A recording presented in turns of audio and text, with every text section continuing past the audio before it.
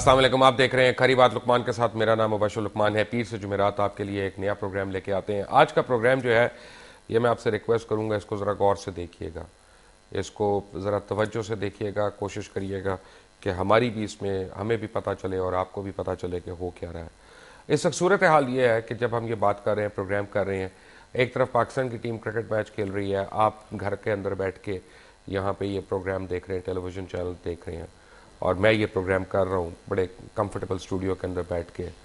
तकरीबन कोई 16 लाख अफराद सड़कों पे निकले हुए हैं और फैसलाबाद के अंदर भरपूर किस्म की हड़तालें हो रही हैं, और वो हड़ताल जो है एक शिद्दत इख्तियार करती जा रही हैं।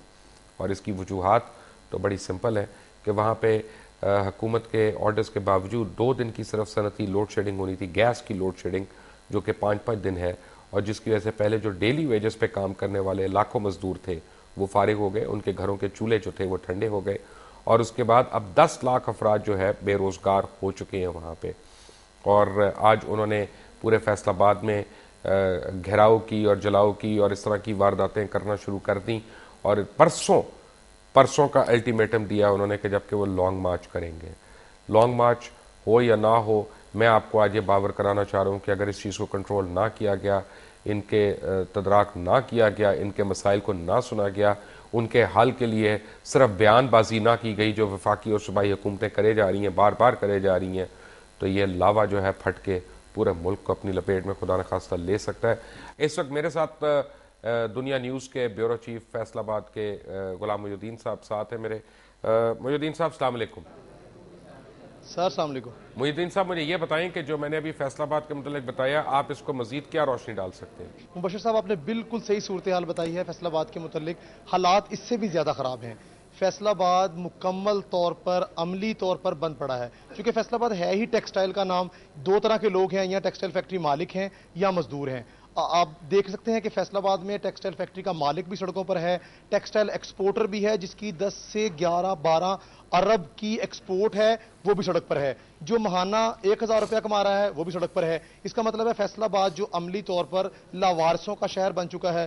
टेक्सटाइल का वजीर का ताल्लुक यहाँ से था, राना फरूक सईद पीपल्स पार्टी के थे, मसला हल ना करवा सके। 3 माह से गैस लोड शेडिंग चल रही है। स्टैंडिंग कमेटी है कौमी असम्बली की, मुस्लिम लीग नून। जरा मुझे गुलाम मुहिउद्दीन साहब, जिस जगह आप खड़े हैं वहां के हालात तो दिखाएं।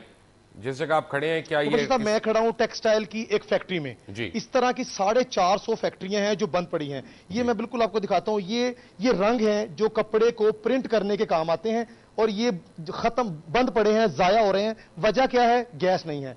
ये मशीनरी है, बिल्कुल आपको दिखा सकता हूं। ये करोड़ों रुपए की मशीनरी है, इसको रोटरी बोलते हैं। ये कपड़े रंग के बाद यहां जाता है और कपड़ा प्रिंट होता है। बिल्कुल बंद पड़ा है। यहां पर मजदूर जो है वो घरों से काम करने के लिए आ रहा है। ये वो गैर हुनरमंद मजदूर नहीं है मुबशर साहब, ये हुनरमंद मजदूर हैं, स्किल्ड लेबर है, हाईली स्किल्ड लेबर है। मगर हुकूमत की नाकस पॉलिसियों की वजह से 5-5 दिन गैस बंद है।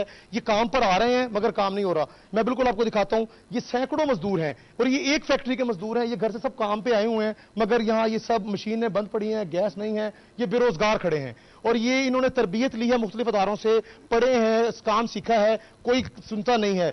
हम इनसे पूछ भी लेते हैं मुबशर साहब कि इनके हालात मुझे जरा बताएं ये क्या कहते हैं। गुलाम मुहिउद्दीन साहब, इनसे ये पूछें कि ये एहतजाज क्यों करे जा रहे हैं इतने दिनों से? 5 दिन से गैस बंद है, फैक्ट्री बंद है, अब सड़कों पे क्यों निकलते हैं, क्यों एहतजाज करते हैं? देखिए जी, हमने पहले दिन तो स्ट्राइक किया है, यानी कि सोमवार वाले दिन स्ट्राइक थी। उसके बाद हम जब आज ड्यूटी पे हमारे अफसरान ने बुलाया है, तो ना तो गैस आ रही है, लेकिन अभी तक गैस नहीं आई, और इसके बाद भी कोई पता नहीं है कि कब आनी है। इसके बाद कितने दिन से गैस बंद है इस फैक्ट्री? ये गुज़श्ता 5 दिन हो गए हैं जी। कैसे गुजारा कर रहा है मजदूर का क्या है? ये एक माह में तकरीबन 20 दिन बंद रहती है और 10 दिन आती है। घर का चूल्हे का क्या हाल है? और देखिए मेरी तरफ देख लीजिए, ठीक है ना। मैं बहावलनगर का रिहायशी हूँ, ठीक है। हमारे अखराजात क्या हैं, हमारे यहाँ पे एक्सपेंसेस हैं जो वो क्या हैं। यहाँ पे हम रेंट पे रहते हैं, रेंट पे किराए का मकान है, वहाँ पे क्या देना है। उसके बाद 10 दिन की सैलरी हमें मिलती है, कोई ओवर टाइम नहीं है। मुबशर साहब, ये हालात है। हम और भी मजदूर हैं, मुख्तलिफ लोगों के बात है। आप बताएं कि किस किस्म के हालात का मजदूर को सामना है, फैसलाबाद के टेक्सटाइल मजदूर को? ये 5 दिन चलती है, 5 दिन बंद रहती है, 2 दिन चलती है सिर्फ। अगर आते हैं तो गैस नहीं आती, अगर गैस आ भी जाए तो फिर लोड कट होता है, कम होता है लोड, गैस कम होता है, प्रेशर, फिर मशीनें बंद। हुकूमत तो कह रही है 2 दिन बंद होती है। कोई भी नहीं, सब बकवास करते हैं, झूठ मारते हैं सारे। मेरे पास इस वक्त जो है वो मेहमान जो है इस्लामाबाद में जिन्होंने हमें ज्वाइन किया है, वो फेडरल मिनिस्टर हैं इंफॉर्मेशन एंड ब्रॉडकास्टिंग की, फिरदौस आशिक अवान साहिबा। फिरदौस साहिबा अस्सलाम वालेकुम। वालेकुम अस्सलाम। फिरदौस साहिबा, आप इंट्रोडक्शन देख रही थी जो हम दे रहे थे। फैसलाबाद में इस वक्त जो लाखों मजदूर हड़ताल कर रहे हैं और आज उन्होंने सुई गैस के दफ्तर का घेराव भी किया, जलाओ भी हुआ है, तोड़ फोड़ भी हुई है, लॉन्ग मार्च की भी उन्होंने धमकी दी हुई है इस वक्त। यानी हकीकतन ये है कि मैं आपको बगैर एग्जैजरेशन को बता रहा हूँ कि 15 लाख लोग जो हैं उनके घरों के चूल्हे नहीं जल रहे। मुबशर साहब, मैं उसकी डिटेल डॉक्यूमेंट्री तो नहीं देख सकी क्योंकि मैंने अभी ज्वाइन किया आपको जी, लेकिन एक अवामी नुमाइंदा होते हुए मुझे अच्छी तरह से एहसास है कि जब फैसलाबाद एक इंडस्ट्रियल सिटी है तो सियालकोट भी एक इंडस्ट्रियल सिटी है और मेरा ताल्लुक भी चूँकि सियालकोट से होने की वजह से वो तमाम अनरेस्ट जो फैसलाबाद में है वही सियालकोट में भी है। तो वो डॉक्यूमेंट्री बेस्ड हो या ना हो, जो आवाम का इस वक्त ओवरऑल कंसर्न है कि जब फैक्ट्री नहीं चल रही, इंडस्ट्री नहीं चल रही, तो जो उस फैक्ट्री में काम करने वाला मजदूर है उसका चूल्हा नहीं चलेगा और वो जब चूल्हा नहीं चलेगा तो अल्टीमेटली उसके अंदर जो है इस्तराब और मुश्तिल होना और रिएक्ट करना ये एक नेचुरल अमल है, इससे हम इनकार नहीं कर रहे। लेकिन आप मुबशर साहब ये देखें कि कौन हुकूमत चाहेगी कि अगर गैस उसके पास अवेलेबल है, अगर आपके पास सप्लाई पीछे इंश्योर्ड है, तो आप उस डिमांड को पूरा ना करें और उन फैक्ट्रीज तक वो गैस ना जाए, क्योंकि जब वो फैक्ट्री नहीं चलनी, वो आपकी इकोनॉमी का पहिया चलना है। तो कभी कोई हुकूमत दानिस्ता तौर पे तो उस डिमांड सप्लाई के गैप को क्रिएट नहीं करेगी। ये वो आपका गैप है जो ऑलरेडी एक बैड पॉलिसीज और बैड मैनेजमेंट की वजह से क्रिएट हुआ। आपकी इंडस्ट्री के अंदर पूरी दुनिया में आप देख लें कि इंडस्ट्री को गैस के साथ एक डोमेस्टिक यूजर है आपका या डोमेस्टिक कंज्यूमर है, एक कमर्शियल कंज्यूमर है, एक इंडस्ट्रियल कंज्यूमर है। अब जो इंडस्ट्रियल कंज्यूमर है उसका जो बिजली पे चलने वाली फैक्ट्रियां थी वो आपने गैस पे चलानी शुरू की। आपने वो गैस जो डोमेस्टिक कंज्यूमर का पहला हक था आपने उसको ट्रांसपोर्ट के अंदर ले गए। तो बगैर सोचे समझे जगह जगह आपने सीएनजी स्टेशंस की इजाजत दे दी और मशरूम ग्रोथ की। अल्टीमेटली आप ये देख लें कि वो इतना ज्यादा डिमांड सप्लाई का जो गैप था वो वसी होता गया, क्या वो एक क्राइसिस में कन्वर्ट हो गया। इसी चीज को देखते हुए प्राइम मिनिस्टर ऑफ पाकिस्तान ने पिछले दिनों फ्लोर ऑफ द हाउस पे एक स्टेटमेंट दी है और उसमें उन्होंने कैटेगरिकली तमाम जो चीफ मिनिस्टर्स हैं चारों सूबों के, उनके साथ कंसल्टेशन करके ये जो अवेलेबल अब आपको एनर्जी है, अवेलेबल गैस है, उसकी इक्वल डिस्ट्रीब्यूशन जो चारों सूबों में हो।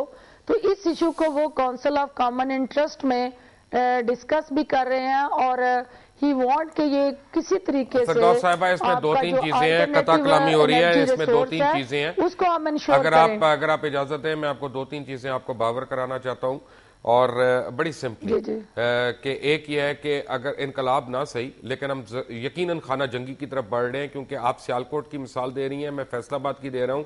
मैं टीवी पे आपको सरेआम एक बात कहता हूं कि सियालकोट में इतनी इकोनॉमिक डिस्पैरिटी नहीं है जितना फैसलाबाद में मजदूर की और मालिक के दरमियान इकोनॉमिक डिस्पैरिटी है। सियालकोट में वो रिलीजियस फनेटिसिज्म या फंडामेंटलिज्म नहीं है जो आपको फैसलाबाद में नजर आता है। सिपाही साहबा यहाँ से बनी, लश्कर जंगवी यहाँ से बनी, आगे आप अगर चले जाते हैं तो एक और जमात है, फिर अहले तशीयों की भी एक जमात है। ये कोई नेवर एंडिंग बातें नहीं, मैं ऐसी फेरी टेल्स नहीं आपको सुना रहा। 12 रबीउल अव्वल को याद करें कि पिछली बारी वहां पे क्या हुआ, किस तरह से दो गिरोह की आपस में तसादम हुआ और इवन यानी कितनी बड़ी बड़ी गुस्ताखियां हो गई उस जुलूस की सूरत में और मुठभेड़ की सूरत में। और तीसरी एक चीज जो बहुत जरूरी है यहाँ पे कि अगर पिछली हुकूमत की पॉलिसीज इतनी गलत हैं, पिछली हुकूमत की पॉलिसीज इतनी बुरी हैं, तो रशीद लोन के साथ आप लोग क्यों परसिस्ट कर रहे हैं जो वजीर आजम के अहकामात को भी ठुकरा रहे हैं, मनमानियां कर रहे हैं। जो मुशर्रफ के दौर के अपॉइंटेड आदमी है उनको आपने अनकंडीशनल नेवर एंडिंग एक्सटेंशन दे दी है, ये कह के कि टिल फर्दर ऑर्डर्स, क्योंकि 10 साल से वो एक्सटेंशन पे एक्सटेंशन दिए जा रहे हैं। करप्शन की टेल्स इतनी है, लाइन लॉसेज इतने हैं SNGPL में, उसकी क्यों नहीं इंक्वायरी की गई अभी तक?